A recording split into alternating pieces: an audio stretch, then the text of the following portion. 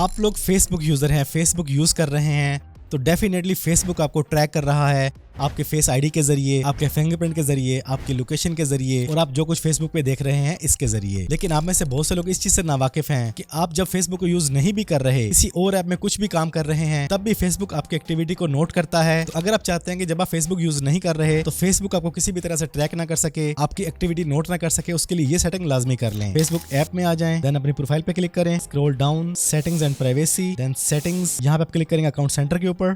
यहाँ पर आपको ऑप्शन नजर आएगी यूर इन्फॉर्मेशन एंड परमिशंस, इस पे क्लिक करें। देन यहाँ पे आपको ऑप्शन नजर आएगी your activity off Meta technologies, इस पे क्लिक करें और यहाँ मैनेज फ्यूचर एक्टिविटी पे आ जाएं और यहाँ पर इस ऑप्शन को परमानेंटली ऑफ कर दें। कंटिन्यू, डिस्कनेक्ट फ्यूचर एक्टिविटी, इसमें वो तमाम बातें बताई गई हैं कि जब आप फेसबुक को यूज नहीं भी कर रहे तब भी फेसबुक आपको ट्रैक कर रहा है और इस एक्टिविटी को डिस्कनेक्ट करने के बाद भी 48 घंटे तक आपको ट्रैक करता रहेगा। 48 घंटे के बाद फेसबुक की ट्रैकिंग एक्टिविटी ऑफ हो जाएगी।